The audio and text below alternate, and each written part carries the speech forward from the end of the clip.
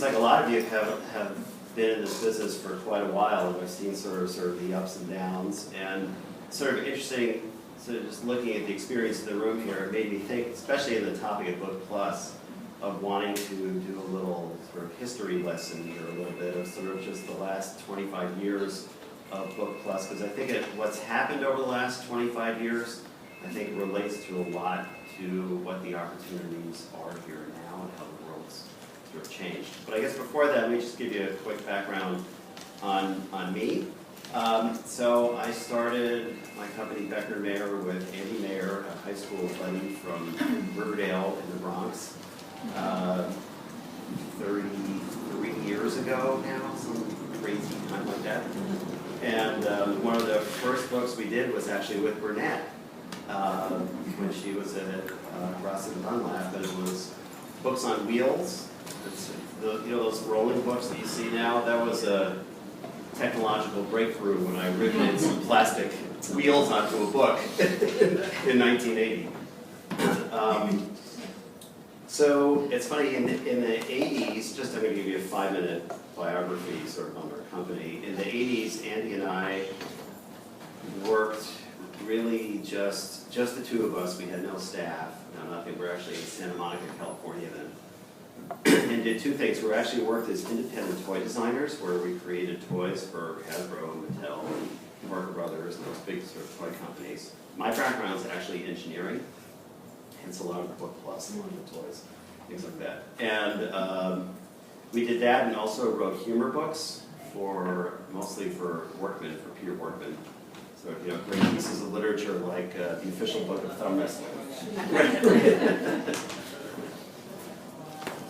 And you live to tell the story too. Sorry? You live to tell the story. Yeah, that's right. So we spent many years working there, and then we moved to Seattle in 1990 as we really saw the writing on the wall in the toy business. As in the 80s, there were all these big toy companies that you probably all remember, like Kenner and Milton Bradley and Play School and all those. But by 1990, they were all either Hasbro or Mattel. They brought them up. There were two big toy companies. So the role of the independent toy inventor became pretty much impossible, because there were two companies to sell to, and then we just basically, that was it. So we wanted out of LA, so we both moved up with our wives and our young kids at that point to Seattle, and started taking our sort of toy design experience we had and started applying it to the book business, and that's when things really started to take off for us. Sort of the Book Plus thing, I'll just give credit where credit is due. I think that it was, some of you might know Robbie Roki, right? Who actually, I think, just like us, is retiring. She did, some of you might remember the Hieroglyph book. That was really one of the first Book Plus books. And I just want to give credit where credit is due, that she really kind of made that happen. It was like that, I think, opened up new horizons for a lot of people in terms of what a publisher could do. So we took that to heart and went, okay, we can take our toy experience, and in the 80s, working with Burnett a lot, we did all kinds of board book ideas, but there was, you had a budget of 8 cents. Right? Sounds familiar. Right, to do something, and we spent a lot of time trying to figure out what to do for 8 cents. Cutting holes always seemed like the best thing. It was very sad, right? That's what you're taking away, right? And music notes. So, but Book Plus with these kits, then suddenly like, okay, we can spend $1.50, $2. So we started creating all these, coming up with ideas, and since my background was actually electronics, one of the first real Book Plus thing we did was with Running Press, was called Build Your Own Radio, which was an electronic circuit board with a bunch of parts we took off the circuit board, and then you twist wires together to assemble the circuit board and stick it all and build a radio. And it was a huge seller for Running Press. It was a great sort of breakthrough item. And I'm going to talk a little more about China as a resource, but just as an aside, it was just really funny how we would talk to these vendors in China. And this was back in when there was no email, right? It was a fax machine, right? And remember, a fax machine was like the size of a refrigerator. It was like this thing. And we were trying to explain to them that we wanted to take the parts off the circuit board and have the wires, and they're kind of like, no, no, no, you pay us to put the parts on the circuit board. We're like, no, take them off the circuit. So it made me realize there was a real sort of like cultural kind of divide there that took a long time to get over. And these were vendors we found from some of our toy contacts, and people we didn't really know, we'd never been to China. And those first deals we did with Running Press, we did all on a royalty basis because we were going, okay, we're not going to actually write a purchase order. I don't think I even knew what a purchase order was, right? I mean, it was more, we would just make a design, give it to Running Press, and they were pretty highly evolved even back then in terms of doing Book Plus. So we just gave all the information to them, and then they did all the manufacturing, and we got an advance in a royalty. We did that for a while, and then I sort of realized, okay, now I've kind of learned exactly how to do this. Maybe we should just manufacture it ourselves, and the publishers kept screwing it up, or because they, but understandably, there are these people that, like in a Random House and Running Press, that don't understand electronics and injection molding and all that sort of stuff. They're dropping it in their lap, expecting them to figure it out. They're like, I don't know, which is understandable. So then we started to realize, okay, we have to start printing these things ourselves. And it was like, oh my God, we're going to print in China. And like, how do we do this? And what happens if the boat sinks? When it's coming over here, you start thinking of all these horrible things and all this money. And like, oh. But then we just sort of went for it, and it was, it's just not that hard.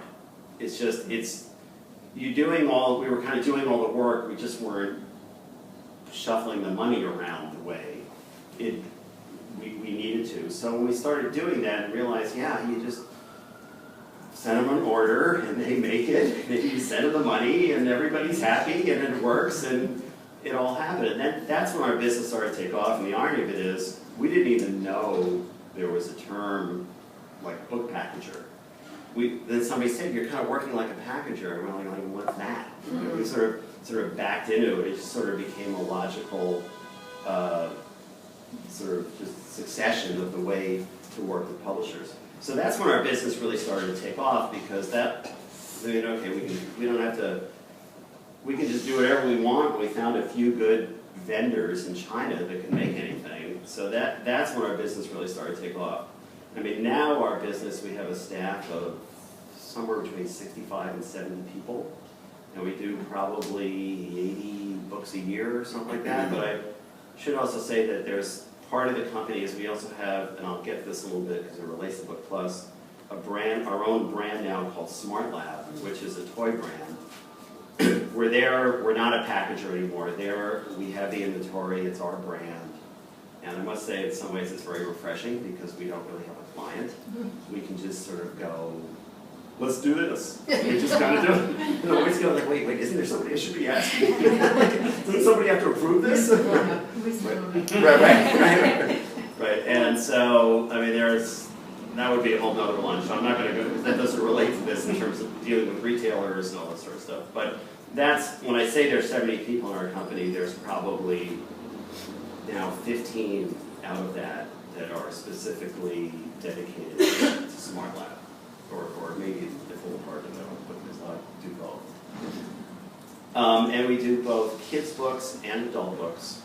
Both my partner Andy he really did more of the adult books. I did more of the kids books because it just got big enough that we had to split it in half. So it just seemed sort of like what he liked and what I liked, but before that, we were both doing both, and now actually Andy is just retired, and he's moving back to San Diego, so for the last year, I've been working on all the adult books as well now, too, again. Which is, I mean, I've enjoyed it, except for all those pesky pages. You used to be like, you just go, okay, I can read this in like 10 minutes. I'm not reading this over the weekend, it's not going to happen. So that's just a little history on our business. And I would say just about all we do now are what would be called finished goods deals, meaning that we're actually doing the manufacturing.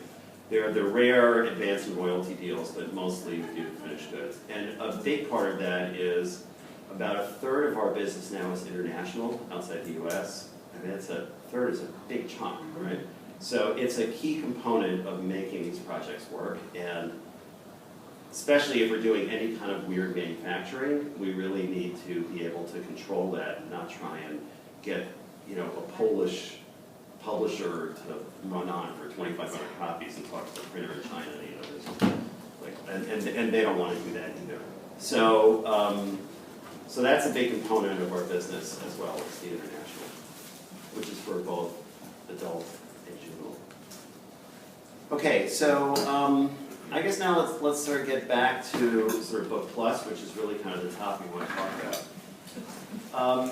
So, you know, I brought just a couple of samples, and okay, I'm gonna sort of have to say right here that we kind of joke with Nancy about Book Plus and sort of the future, because it's a pretty narrow future. I mean, there's not a lot of Book Plus out in the marketplace now. I mean, I think all of you agree if you look at it. Remember going to a store, a mass market, or an independent 10 or 15 years ago, there was all kinds of cool stuff. And now it feels like the clock has been turned back even farther to probably like 20 years ago in terms of the formats that are there. And I think there are a lot of reasons that's happening, and that's kind of what I want to talk about today. Especially, I'd say, in the kids mass market side, which is, you know, really the driver of the big money in kids publishing is, you know, you go to Target or Toys R Us. I mean, you go there now, I mean, you're hard pressed to see anything outside of one of those sound strip books there that isn't just an 8x8 paperback. I mean, it really is no different than it was in, you know, 1980. It's really kind of interesting. And I think the other ironic thing is that in some ways I think even the prices, I think, are actually less now than they probably were 25 years ago. I mean, there's been deflation in terms of, which, you know, for the book packager makes it harder and harder. But I wanted to just do a few visual aids here. Sort of, this is, I just happened to grab this one. I actually didn't notice because I have my glasses on, but it's actually in Spanish. But this is a sort of a standard kind of kit that we did tons of for a long time. This is Totally Reptiles, and it's a book about reptiles, and it has all these custom plastic pieces that we created, that we sculpted and painted and designed to build 5 different reptiles. But the really fun part of it is that not only do you build the 5 reptiles, but then you can mix and match and put the head of the alligator on the lizard. You know, it's sort of, so kids can do sort of imaginary play as well as the real kind of learning that's going on here.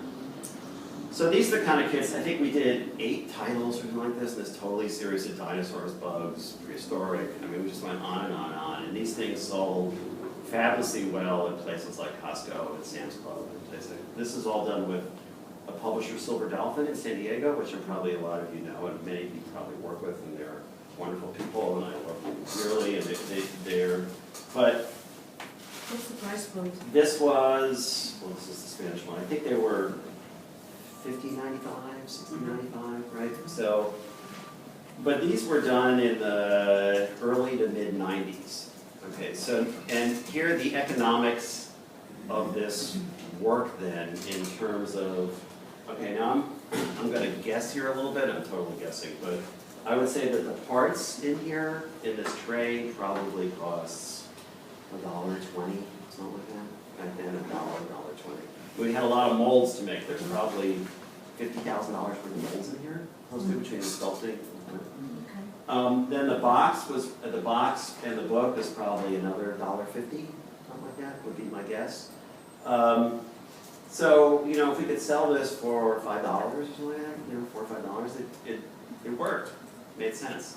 But this was a time when China was really well suited to do this. And now, okay, now I'm going to sort of like wrestle a little bit into a little bit of Chinese economic development, of which I'm going to sound like I know what I'm talking about and like I'm an expert, but I just want to preface this that this is only from my personal experience, and there are probably experts out there that might vehemently disagree with what I'm saying. So I can only talk about this from what I've seen. Probably 12 of us in this room. Directly, right?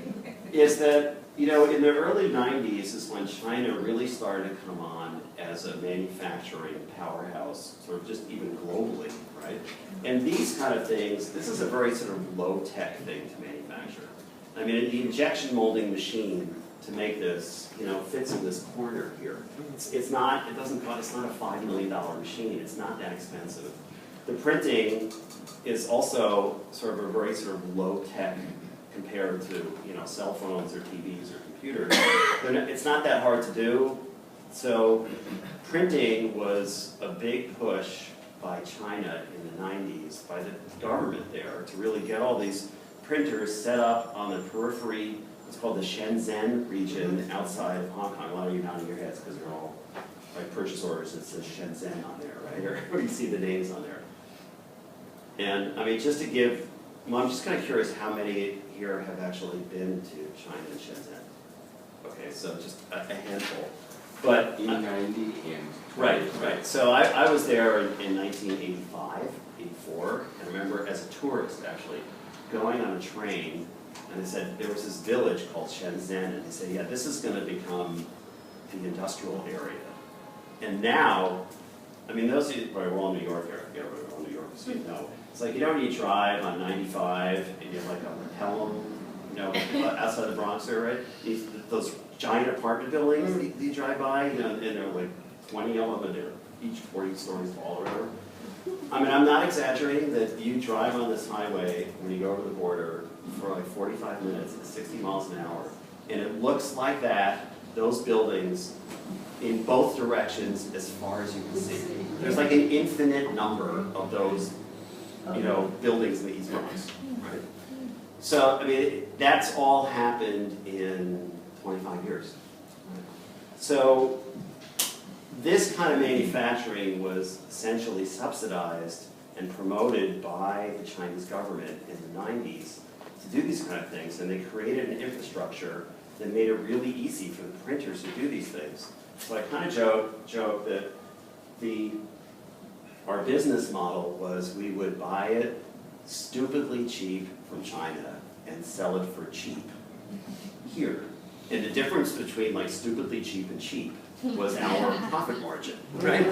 Right? And a lot of you are nodding your heads, right? And that was a great business model. And there was a very nice business between stupidly cheap and cheap, right? So, but it started to end, I'd say, probably somewhere around 10 years ago, when one, WTO got involved in terms of workers' rights there, which I totally support, because I was right there in Seattle protesting, because I loved what WTO is doing, but it did raise the labor prices. And you look at a package like this, I mean, generally, for a book, two-thirds, you can usually estimate that two-thirds of the manufacturing price is the materials, the raw materials. I mean, that's a general guideline, I think, for just general book printing, right? For something like this, it's well, certainly if it was in the US, it would be way, if you're doing equal wages, it would be way, way more, because people have to stick these parts in a little tray. You got to fold up the tray. You got to wrap the paper around this board, right? This is not a standard thing. I mean, you go to the factories in China, I mean, they just have an assembly line, and people there with a brush of paste are pasting this on the thing on here. They rub it down, they fold it over. Every one of these is made by hand, right? And then somebody sticks in a die-cut machine, and one at a time, and punches out the hole, and they assemble it all. So, when we started making these, the labor cost on this was, there was a fair amount of labor time, but the labor cost was small, which is why it has such a great perceived value in the store, right? But as time kept going there, and China got more developed, and there was less emphasis on promoting manufacturing for these kind of things in China, because they started making cell phones and TVs and things like that, right? And so the labor force there also, as they're now, it's mostly women, they're 20, 25-year-old women that that went to these factories. They're really nice factories. There's nice factories there are in the US, they really are. And these were great jobs they had, but now they want to work in a restaurant and wear nice clothes and listen to music and they get paid the same amount that they would standing on an assembly line. So the labor prices have gone way up, which has made, essentially, I think the cost of the plastic's gone up some, but not that much. But the cost of the package and assembling all of this has skyrocketed, especially in the last 5 years. And there it's really because I was sort of joking, they're all making cell phones. Well, now they really are all making cell phones. So what happened is that a lot of, all the factories that were doing these, not all of them, but a lot of the factories that were doing these kind of projects that we all relied on as publishers and packagers to create these things, they've been pushed farther out from the Shenzhen area, and a lot of them are, I can't even pronounce the names of them, but even to the point now where some of the factories are opening up in the Sichuan province, which we all know is spicy food. It's right. But Sichuan is that's 1,000 miles inland. I mean, it's like in the middle of China. But there's the big river from Sichuan that goes all the way down. So they are now, I mean, I think we'll see, this is my guess, that 10 years from now, most of the books that are printed in China, that even have a whiff of hand labor, are going to be out in the Sichuan province or around there. And they're going to have the expense of shipping it down the river on barges, and it's going to take an extra few weeks. But they're not interested, China's not interested in the kind of manufacturing we want to do around Hong Kong anymore. It's just, I mean, it's no different, I think, than what happened in the factories. You go to New England, you see all these factories are now empty, and then they went to the south, and they're empty, and now they went to China. And now they're going from Hong Kong, and it just keeps going. So that's sort of progress. One thing that, further what you're saying, I represent a cloth book company in China, and the owner was explaining to me that a very big factor, especially around the Hong Kong area now too, is this whole one-child thing where couples have one child and it's a son and he's a prince. And now these kids are all coming of age, and none of them will be on an assembly line. They're just not interested. So you actually have an enormous cultural shift, because now they can move away from Hong Kong into much more rural areas, and they can still attract some young people. Yeah. So, I mean, the reason I'm bringing this all up, because we didn't come here to talk about China economic development, but actually we really did. Yeah. Because, I mean, Book Plus and China are like this. I mean, because there is no Book Plus without China, right? I mean, I kind of look back and say that, I mean, book packaging outside of delivering a disc would not exist without China. I mean, that whole industry of manufacturing this stuff would never, my business would not have happened without China. And there's no other place to put it. So they are integrally linked. So, what does that mean sort of now, right? I know, I don't want it to sound too depressing here, but it's a challenge. I mean, where this goes is hard, because I'll tell you, we don't do this anymore. We haven't done something like this in probably 5 or 7 years, probably 5 years. And I mourn it because this was so much fun to do, right? But the reality is the cost, this package now probably costs $5 to make, or $4.50, I don't know, something like that, right? And we have to sell it for $6 or $6.50. So Random House did this, would be $35, right? Right? I mean, it just doesn't really work. So that whole business model, and believe me, we probably some of you sort of, you sort of go into denial, right? You just keep making proposals and just hit your head on it. It's sooner something's going to change, and then you kind of realize, well, no, it's not. So, okay, we'll just stop, because what else are we going to do? We're really good at that, but now we're going to do something else. Right? You got to reinvent yourself. I mean, I feel like we've reinvented ourselves several times, and I mean, I guess part of also being a diverse business, of doing adult books and mass market stuff, it sort of helps the ebbs and flows, because this 10 years ago was the majority of our business, and now it's gone. So, I mean, that's sort of a little bit of the history lesson of sort of Book Plus, and I think most of you are probably nodding your heads going yeah, I totally get it, been there and seen that happen. I mean, I would say to a certain extent that's true for adult Book Plus too. I'd say the only difference here is that you know, the adult is not quite as price point sensitive. You know, anything over $20 now for kids is just, it might as well be $120. Right? For adults, the price point go a little higher. I mean, I think part of it, this is just my personal opinion, on the adult side, it's just, I mean, there are a lot of suddenly Book Plus kits, and I know that Sterling has done a ton of them, and we've done a lot with Sterling, and, you know, there are cast of characters like Running Press and Abrams and Chronicle. Those are the people that have sort of their really good gifts distribution, or a lot of these sort of more gifty kind of things work. But, you know, there comes a point, and it's happened with the Kids Book Plus too, where, okay, yeah, let's just stick, you know, a Frisbee with the book, and we'll stick this with the book, and this with the book. And after a while, you know, it comes sort of like a yawner for the consumer, going, okay, like, I don't really, I don't need a book with this, right? It's like, I know you put a book in there, but you don't really need a book, right? I mean, we've all seen that. I mean, God knows we've done it, right? They're like, why is there really a book here? Right? Not why is there a Frisbee with Right. So, you know, it just gets harder. There's an explosion, and everybody puts everything with a book, and then suddenly the consumers get tired of it and go like, okay, this really has to be something useful, and it has to really make sense.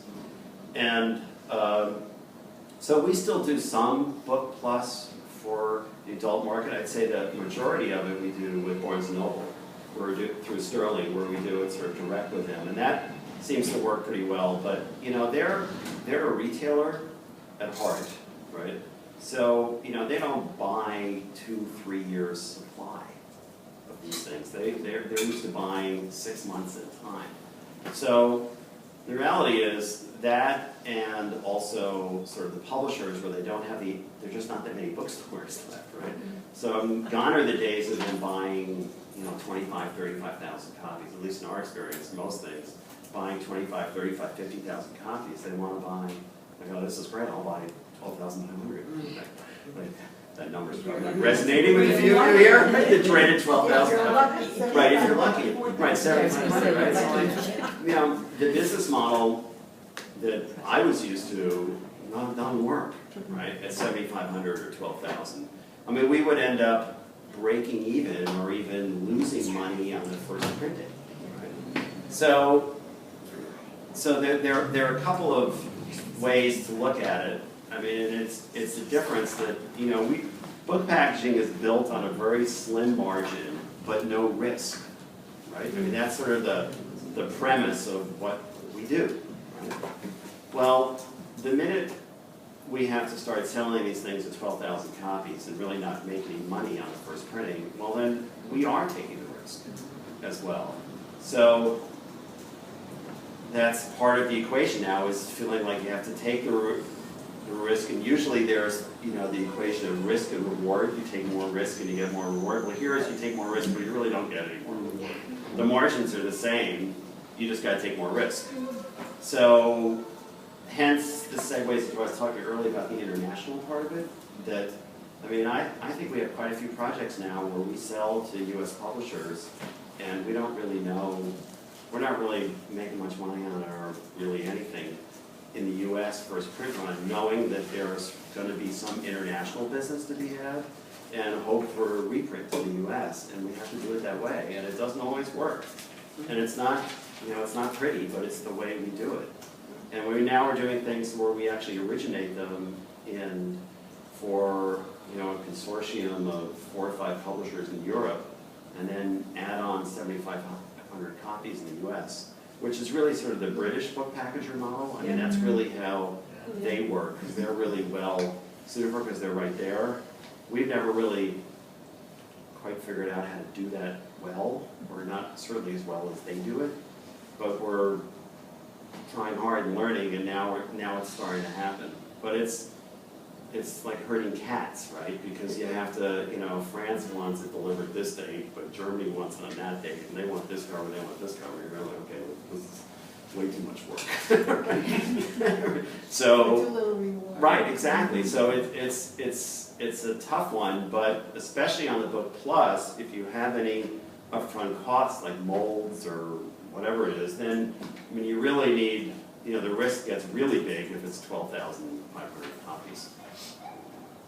But I guess part of the reason I showed this one is there's a lot of packaging in this, in the book packaging, and for like Barnes & Noble and Sterling, they're, you know, the margins, since there's no publisher in there, since they really are buying sort of more like a retailer, they can, the unit price they buy from is high enough that it sort of just barely works for us to do it for them and then try and get some international. But that, and those have, you know, Barnes & Noble, they rate, the bar there is pretty high in terms of the packaging. It has to look, it has to be really nice packaging, a sort of telescoping box and a clear window, and we want pedestal here, we want all this, right? And you know, 8-10 years ago, I was like, sure, let's do it. Now, they go, well, let's you know, change this and put a little thing inside there. Okay, I used to go, okay, fine, sure.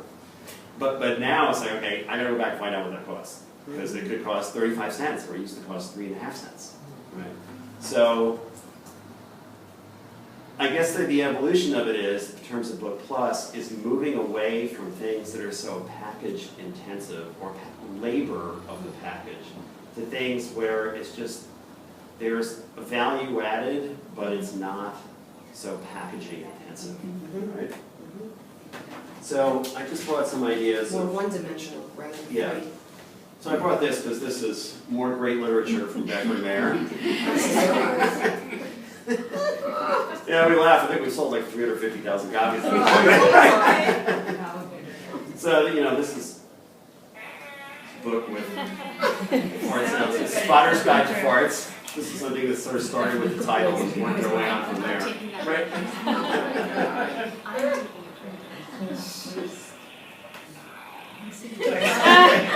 I need that. So this is an example of sort of, I think, sort of modern Book Plus, right? Because there's not a lot of packaging here. I mean, we have to make this electronic unit, but then all I have to do is just glue it on the back of the book, right? So we're not spending, you get all the value here without spending a lot of money on packaging or throw away all the labor. So this is a formula that seems to work for us. I mean, I'll be honest with you, it works. It doesn't work great. This is also one of the ones. Even this working, you know, at margins now.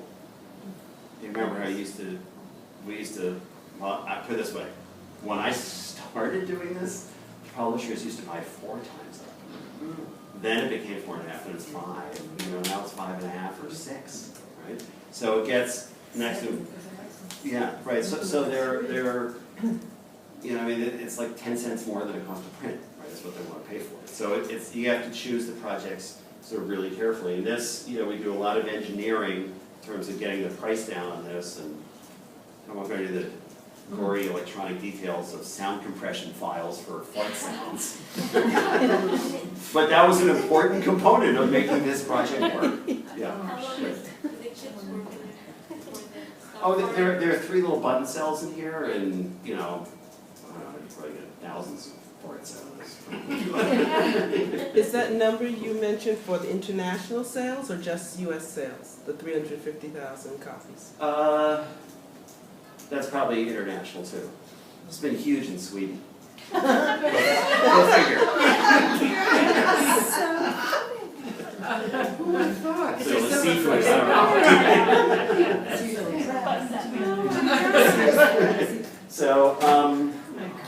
So then here's another example of one that I brought that is, this is also another series we did that's done really well. This is Obsessed With, right? Here, this is a really substantial book. I mean, there are 2,500 trivia questions along with a electronic module in here that this is something that we programmed and created, where it randomly picks the question number on there, and then, okay, then you go to number, you know, 2,500 whatever, and then it tells you if you're right or wrong, and keeps score, and things like that. And, you know, it's sort of, there's sort of a sort of funny irony to this, in that, I mean, all this information that's in this book could have easily fit inside this chip, right? If we would have put a bigger display on this, we could have just sold a little electronic unit, and you push a button, and you read the question, and answer it, right?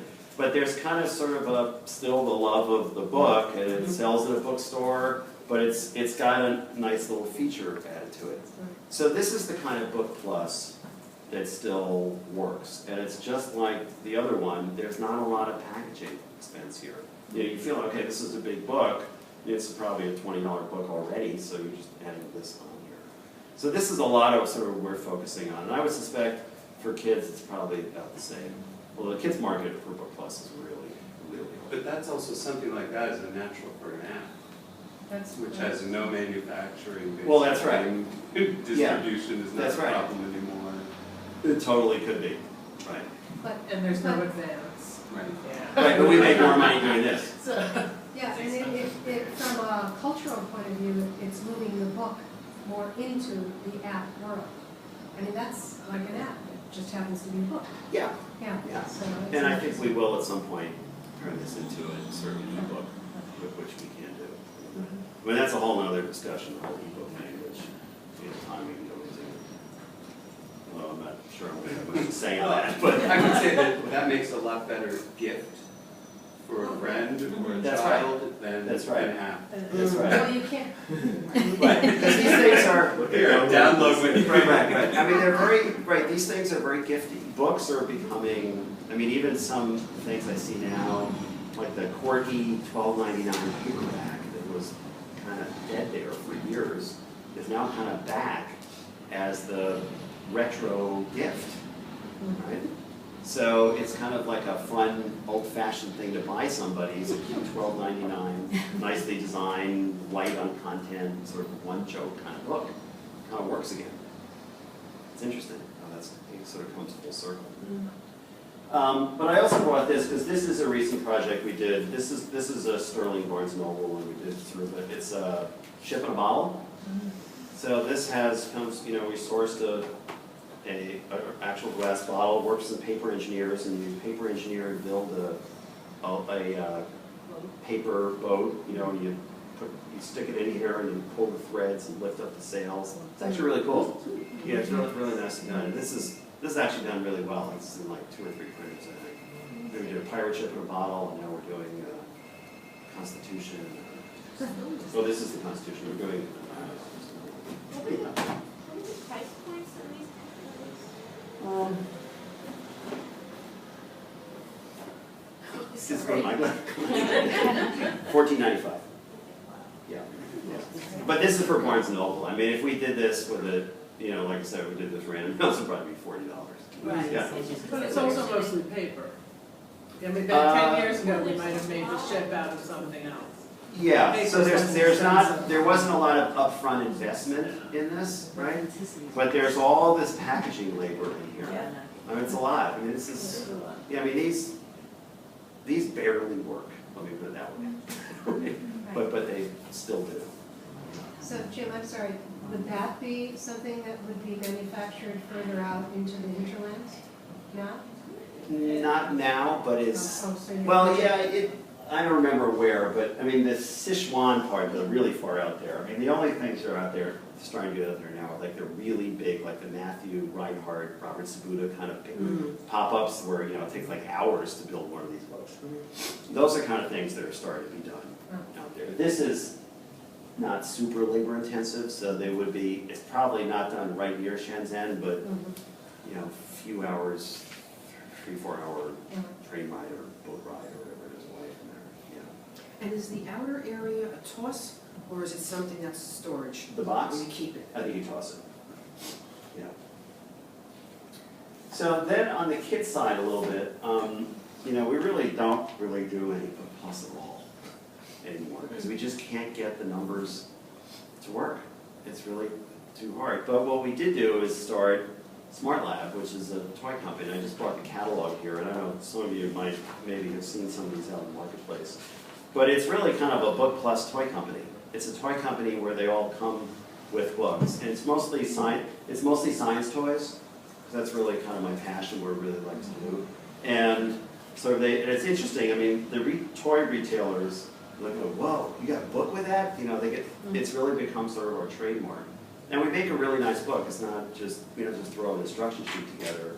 When we do the same job we would do for Scholastic or one of the other big trade houses, but we just do it ourselves. So it's just sort of interesting how Book Plus now for us is really not sold in bookstores, but really more in toy stores. And there it's kind of resonated. I mean, we're actually just going to be in Walmart this fall with this, and you know, it's just down there, and the toy buyer was just blown away by the books in there. It's kind of funny. You know? It goes like this. Yeah, it sort of goes backwards, but that's where sort of the value is. So we sort of figured out how to take what we're good at, but just find a different avenue for it. But this is the kind of thing you really, I mean, you have to like start your own company around. You can't just be a book packager. I don't think you can package for a toy company. It's funny, everything that I used to, I'm sure you all have like vent about, like, God, publishers, like, why do you think that way? Like, why do you say that? And like, how come you have to have that price, right? Like, it's just so funny. It's like, I say everything that those publishers say. I'm saying now with Smart Lab, right? It's like a kid who grows up and like talks like their parents. It's kind of the same thing, right? So I totally get it now. I mean, it's like I look at these things, I look at our cost of goods, it's 5 times up, and I'm going through and like, we're not making any money at 5 times up. We really need to be at 6 times up. And I'm going, okay. No, I've heard that before, right? Yeah. So, I mean, I get it that, you know, it's interesting how we look at it. Probably I'm just talking to myself anyway, that, man, boy, this book costs $20, you're selling it for 10. Like, where does all that money go? Right? I mean, if you're buying it from me for $3.50, or like, where did that other $6.50 go? Right? Well, now that I look at these financial statements we do for Smart Lab, I go, yeah, okay, you got $1 here, you got $1 there, you got the warehouse, you have all the retailers, you know, they buy for $10, but then they want co-op, you know, like, it's not really $10, and then they return them, or you have markdowns, and so they're going, I'm left. So, it's, I mean, I kind of get it now. I mean, some of you in the room here have worked at publishers, or are at publishers, like, understand it. I have much more sympathy now. I get it now of, like, how hard it is in the marketplace to actually get a decent return on the investment if you're buying a lot of these books up front. Right? So, but anyway, I don't know if that answers your question a little bit, but if we have a little time, I can talk about it. I could go on for a long time about it. But that's not why we're here. All right, want to stop now for a little bit? Yeah, okay, God, sorry. Yeah, okay, we're going to start taking some questions.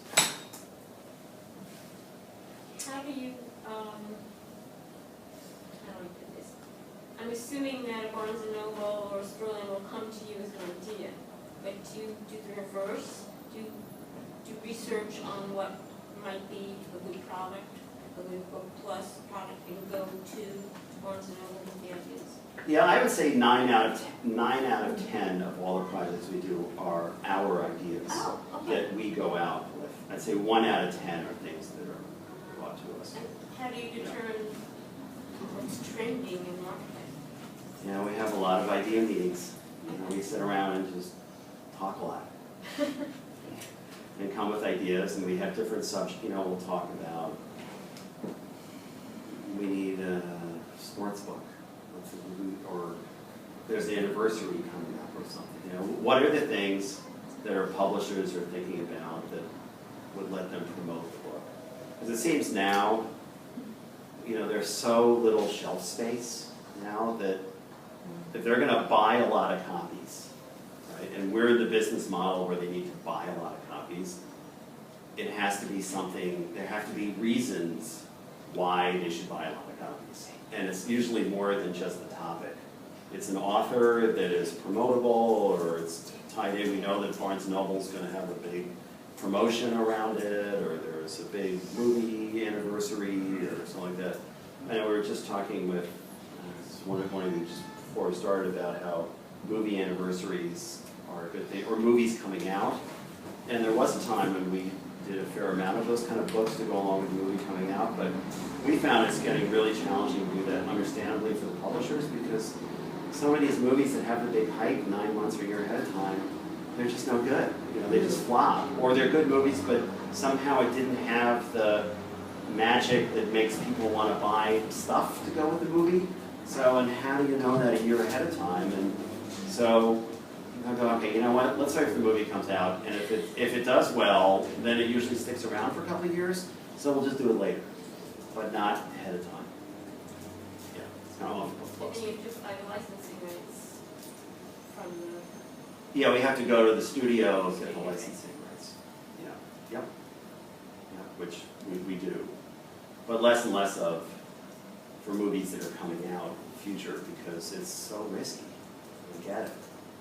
I mean, I know we did like a book for the Prince of Persia, which was this Disney movie that came out this year, right? And they just, you know, everybody said, okay, this is gonna be huge. And blah, blah, blah. We did Speed Racer. Right, that's right. So you just don't know. So they're understandably very reticent to do this ahead of time. Right. Yeah. But then there are things like Star Wars and things like that. Just go forever. We do a fair amount. So, Have you ventured into non-book plus, just straight up books? Yeah. And has the experience been, by and large, comparable? I think it works if we have a property attached to it that, you know, we went out and got like Yoko Ono to do this book with us on China. You know, where we have somebody specific or a license specific that it's sort of the value added we're bringing is that you actually got this person to agree to do a book with you, right? Then that's as good as some weird format, right? So But what about your scrapbooks? Would that be, is that a scrapbook? yeah, format? those, That is so you might know that another I didn't bring any of those, but I mean, on some level, it's kind of sort of minimalist book plus, right? So, you know, we've done a lot of these books with removable documents. But those have, once again, see, that's also gotten a lot more expensive than they used to be because of all the labor involved to put those things together. And it feels like it's just kind of run its course. You know, I think we've done most of the ones that are really worth doing, and sometimes they become a little bit of a stretch. And I think the consumers are just like, it's just not special anymore. I mean, the first one we did was on slavery, and I think that was like, I don't know, that was like 1995 or something like that. I mean, it's coming up on 20 years ago or something like that. So, I mean, we've probably done 50 books like that, but it doesn't seem like there's a big appetite for it anymore. It's a bummer. I don't know. Like, I love doing those. They're really fun. They're hard to do. Jim, is there no new international labor market that might be replacing China, that is on the horizon? Not that I know of. Well, I know that Thailand is doing a fair amount of just sort of straight up books and like really simple paper engineering or things like that. So those kind of things kind of work. Where it really falls apart is Book Plus. Because sourcing the materials, you know, if you want to do like a knitting kit, right? It came with a ball of yarn and like a couple of knitting needles. I mean, in Thailand, they go like, oh, where the hell am I going to get yarn and knitting needles, right?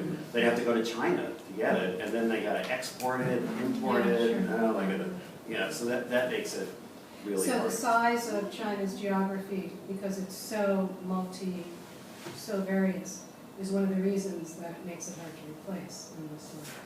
Because you can probably get yarn from somewhere in China and you don't have to deal with the. Well, that's right, because I mean, everything's made in China now, right? So whatever you want to, I mean, I think of all the Book Plus stuff we've either done or certainly proposals that we've quoted on. I don't think I've ever had a time where a vendor comes back and, you know, some manufacturer goes, no, can't get that in China. I don't think that's ever happened, right? Because it's all there, right? So. It may not pass safety test. Right, but you can get it. Yeah. Right, I didn't even actually, I didn't bring that up, safety testing, which is something to talk about too. But so, you know, once you get outside of China, these other countries, they might do a little bit of labor intensive paper stuff, but if there are any components that have to go with it, they don't even want to try. Okay. You know? So. I was actually gonna ask about safety testing and like when you're breaking down the cost of these books, what portion of the cost is safety testing now? Yeah, okay, that's good. I could spend 3 hours talking about safety testing. Yeah, but I was just wondering in the whole scope, like when you're costing out everything. Like, Yeah, I mean, on the, you know, it changes so fast too. It's actually gotten a little better now, the rules in terms of it. But you know, I think we generally on a kids thing would have to budget like $2,000 or $3,000 for safety testing. But then if you do like an art kit that has 8 different tubes of acrylic paint, you know, it could cost $1,000 for each tube of paint. Or you can spend a few $1,000s and have them mix them all together, but then if one fails, then you gotta go back and start all over again, and then you gotta do them individually, right? Because you gotta figure out which one failed, and it's just, yeah, it's hard. I'd say it's actually the really dark days of safety testing, I think, were like three or 4 years ago, when they suddenly had all these rules. Well, you know, when they had the screw-ups in China, when China just totally clamped down and said, okay, we can't, you know, China basically went, we can't, it was like a public relations move, right? When they had those toys, right? So they went, everyone went, okay, everything from China's got lead in it. So they went, okay, you can't, I mean, there was a while there, and I think it's still, of course, I'm just not that followed this thing, but there definitely was a time when, you know, you couldn't get it out of China without it all the safety. They just wouldn't let it out. It wasn't a matter of choice. You had to pass safety testing to get an export license. I think that's still true. So that makes it really hard. And then, you know, with safety testing, because we have product liability insurance, you know, which you really kind of need to have, especially with kid stuff. I mean, you can't tell the lab what to test for. Because if you know, there's this big form, you can say, well, it's for ages 6 and up, and it's going to be used this way, or this way. And they test for that and get it to pass, right? And your client might be fine with it, but then some 3-year-old gets a hold of it and uses it in a way that you didn't check the right boxes on, and then the product liability insurance people go, well, you know what, you didn't test it for the right thing, so too bad. You're allowed. So you have to. Well, we do put a sticker on there that says for ages so and so and so and so. Yeah, you can put a sticker on there, but the lab decides what the age group is. And you have, basically the point here is that if you want to do this in a way to really be airtight in terms of not having any liability, you basically just have to hand it over to the lab and say, you decide how to test it. Because the minute you make some decisions, you're leaving yourself open to have made the wrong decision. You can also, I always ask the client to tell me in writing exactly, because there are potentially 3 or 4 stages that you can, so it could be $20,000 if you have to do all of those stages. So they tell me exactly what stages they want tested, if there are any specifics, what paperwork they need, all of that. And then that goes to the lab, not from me, but from the...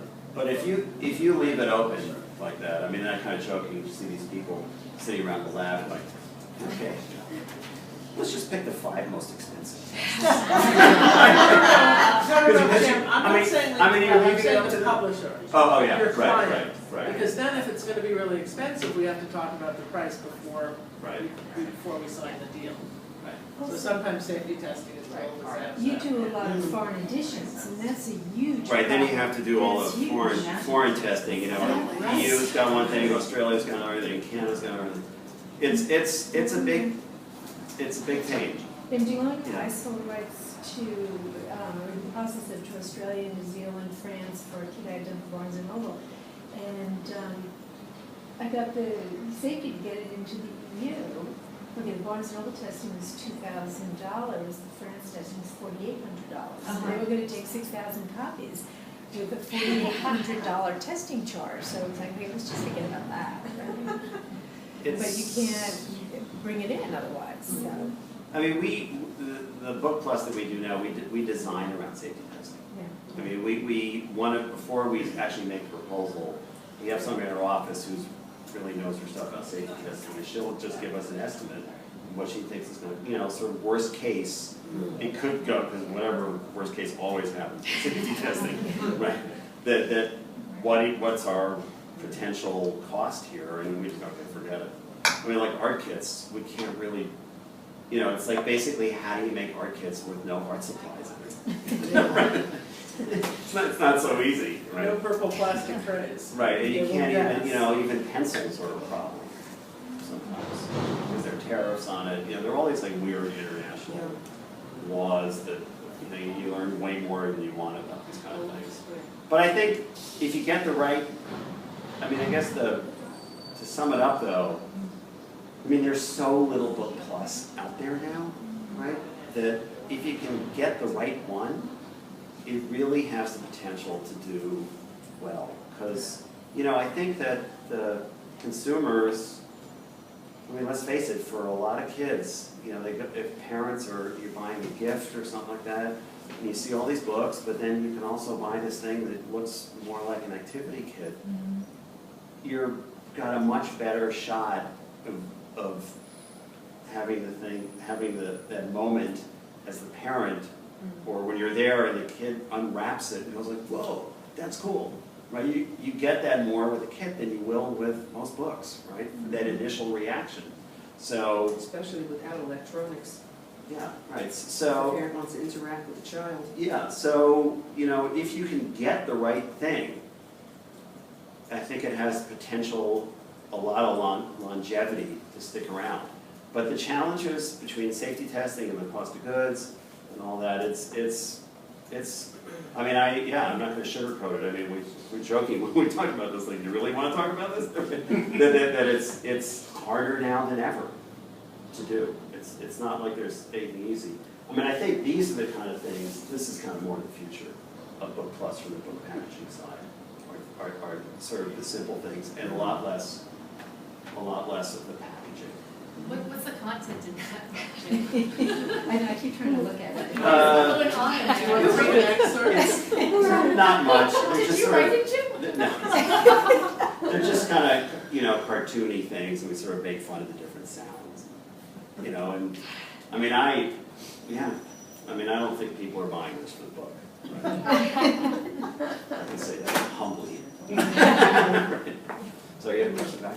Oh yeah, I was just going to take on the way you were saying. One way I've found to avoid a lot of the testing charges is to buy in pre-existing materials.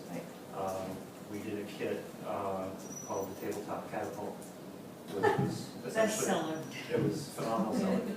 And it was, but we bought in the catapult itself, we bought it from a company that was already selling it in different channels, and we just took the box off and bought it in, and they handled all the testing charges. So we were just paying a unit cost for that, and they gave us documentation to show this is already safety tested in X, Y, and Z territories. So that's just one way to kind of serve that pre-testing. Yeah. Yeah. We do that with children's jewelry. Yeah. They have, they sell these things retail on the little cards, but then we found 2 or 3 designs that fit to go along with the book. But they had, all that testing had already been done, and everything was fine, but the kid wasn't going to swallow it and all that, and then we were able to buy them and package it with the book. But another place you have to be really careful though is the packaging in terms of there's safety testing in the packaging too. And actually it's not even so much safety testing, it's a lot of the big retailers now and Walmart for all their, issues they are really in the forefront of making the most green packaging out there, sustainable packaging. Because I know we're doing our Smart Lab line with them, and they have really specific. If you're going to have a little acetate window, you have to use this kind of plastic, but not this kind of plastic, or you can't even have a plastic tray in there, and so you have to be really careful that if you think your product could end up in some of these mass retailers, you might have a situation where the publisher is going to be really unhappy with you in that you've sold them a package that Walmart won't take, right? Or Target or Toys R Us. A lot of these things, and they, of course, they all have different rules. It'd be too easy if they all had the same thing. So it's something that you have to keep in mind as well. But and it changes quickly. Actually, that's really refreshing, I have to say, that Walmart's got these in place, because about 2 years ago, a year and a half ago, the president of the Sierra Club, National Sierra Club, left his position to go work at Walmart, and all of his left-wing radical friends were screaming at him, like, how could you go in there? And he said, I'm going to change it from the inside, I'm going to infiltrate the beast. Yeah. And it's happening. I'm just thrilled to hear that. Well, and I can just tell you from my personal experience of working with Target and Walmart and Toys R Us and these major It's harder for me, but I'm thrilled. Right, and you know, a big proponent of corporate responsibility and all that stuff. And I think if I knew nothing and somebody asked me now, I would say that Walmart is by far the most progressive company of all of them. From their vendor part of it, I don't want to talk about their employee part of it, but from their vendor part of it, what we have to go through, the hoops we have to jump through in terms of our vendors in China, they are way stricter than everybody else, even more than Costco. Yeah, and it's really, I mean, it's wonderful what they're doing. I mean, it's really, I'm really impressed. Yeah. Except it makes it harder for us, but. Yeah, it makes it harder, but it's, I mean, that's at least that's the pain in the butt that you feel good about doing, right? Yeah. Any other questions? I know we still got a little more time here. So let me just double check if there's something else I want to talk about here.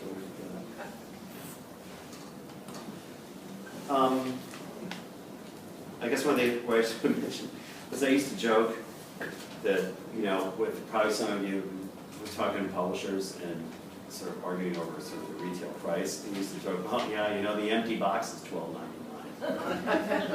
Well, the empty box really is $12.99.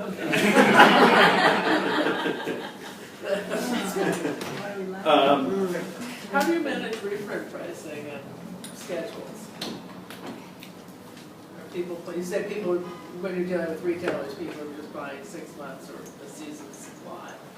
Do you then find they're jamming you on reprints, or is that all set up in advance? You know, it's a little too early to tell. Okay. I mean, really, I mean, we just are getting in Walmart this fall. So, that's another 6 months. I'm a little nervous about that. But I hired somebody who knows, who knows how to do that, because I really have no idea. Yeah. I just wonder if they use just-in-time also, the just-in-time theory. It sure looks like it so far. They're not buying a whole lot up front, let's put it that way. Yeah, I'm a little nervous. And of course, they give you penalties if you run out of stock. It's like they don't project that much, and then if you're out of stock, then, you know, they just pay for it. Do they give you low levels? Do you discuss low levels with them, where You know, they'll get to you when it gets down to this? I really don't know. I don't know. I'm not an expert on that part of it.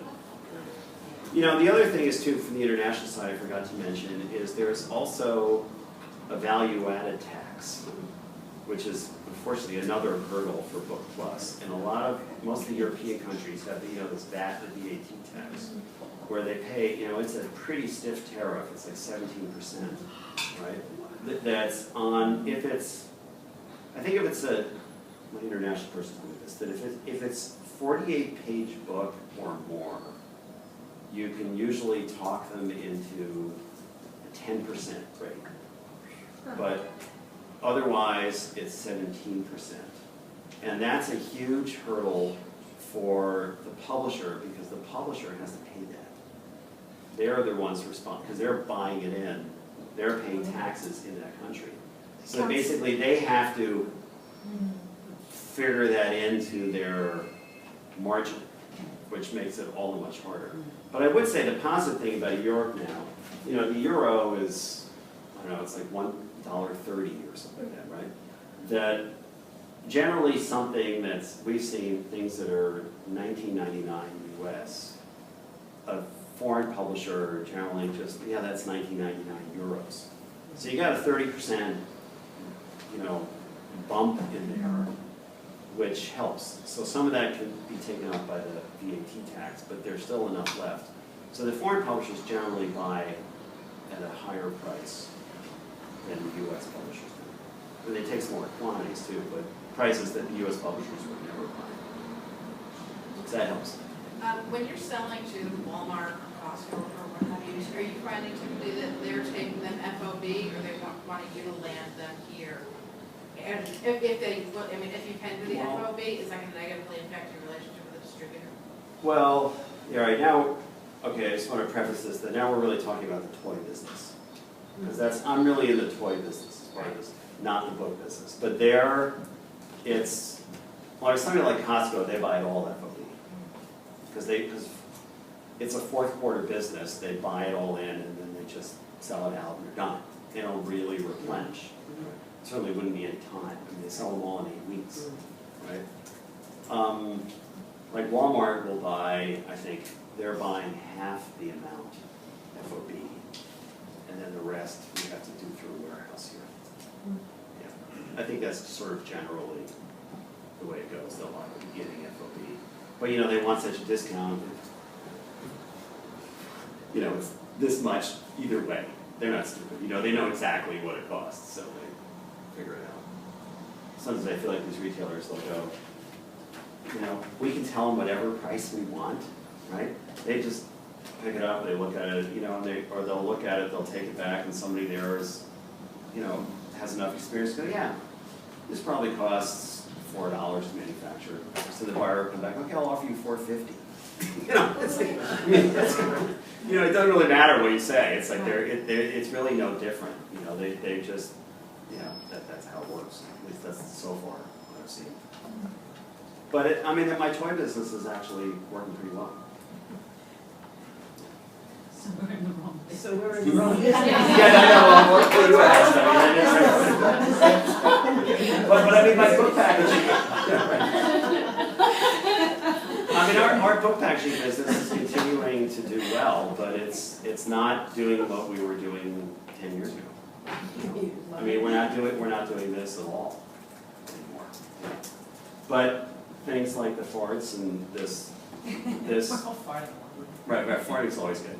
And you know, things like these Barnes and Noble kits continue to work, or things like these Obsessed with. These kind of things continue to be for Book Plus. Do you have a problem with the buyers? I know that I've done books that come with horses and different things like that, and there's a big problem getting that into like Costco because the toy component is considered, you know, that it goes to the toy buyer, but actually it's a book, and there's a lot of confusion. If you're putting books in your science kits, are you getting a problem with the toy buyers because they're buying books and so it's overlapping with the book?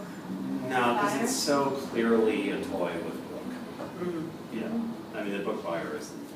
Yeah, we haven't had issues. I had a situation like that when I was repping Fancy Nancy, where we were doing the toy line with Target, but the book buyer for Target didn't even know who the toy buyer was for Target. Right. They had never met. So we had to work with the DMM who manages all the buyers to introduce them. That was the first time a book had ever been sold in the toy section at Target. Yeah. Because we were able to get Fancy Nancy books into there. I mean, it's the same situation with Walmart with Precious Moments, because we wanted to get Precious Moments into their gift section because it's a giftable property. And so we had to actually provide Walmart, and we put it in a co-op advertising with wicker baskets that they then put in their gift sections, and through Precious Moments albums, because we have a music line in those wicker baskets to put them in. But like those buyers didn't even know each other's names. So. And you know, on some level, I'm sitting here, okay, wait, I'm a book packager, like why do I want to even understand what the hell's going on with these buyers, these big retailers? But you know, to be successful, I think you really have to, because especially if you want somebody to buy 25,000, 35,000 copies of something, they're only going to do that if they either have shown it to Target or Walmart or one of those companies, or are so confident that they can sell at those places and are going to buy from you. So understanding the potential hurdles at these big retailers is a key component to this, because that's exactly the thought process that the publisher is going through. And I know it's hard because you don't really, you have to anticipate things from a world that you're not really involved in, right? And I know I feel the same way, and so you kind of guess. You know, it's hard. It's hard to know, but it's important. We're talking so much about the experiments or what's in the Smart Lab books. Right. Doesn't that suggest that there's a hunger for the nonfiction for kids? Yeah. Well, there is, but they're not. Nobody wants to go to a bookstore to go buy it. You know, their parents aren't going to the bookstore to go buy it because they get it for free. I mean, they like it, but they're not going to go.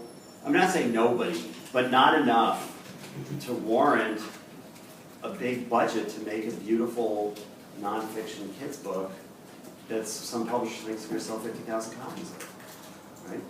It's just kind of empty. I know I don't like it either, but I think some things are doing in Smart Lab where they get to read a book, they're kind of getting it through the back end. Take toy section. Yeah, Scholastic definitely still does some nonfiction, for sure. Yeah, and they get it there. But that's about it. You know. I guess DK still has some, but even that's not what it used to be. Yeah. But your product has the tactile aspect Yeah. that you don't get from just reading a book. Do you get more? Yeah, yeah.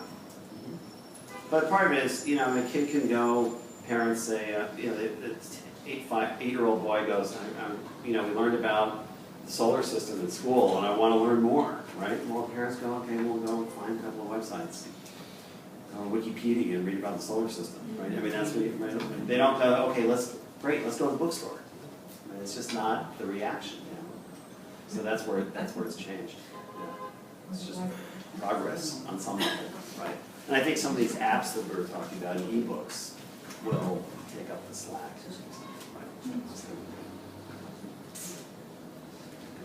Right? So the word is diversify, right? I'd say so. That's the word, Yeah, diversify. Yeah, I was Go into hoping niche. it should be more, I was trying to be upbeat here. It's not easy. On Book Plus.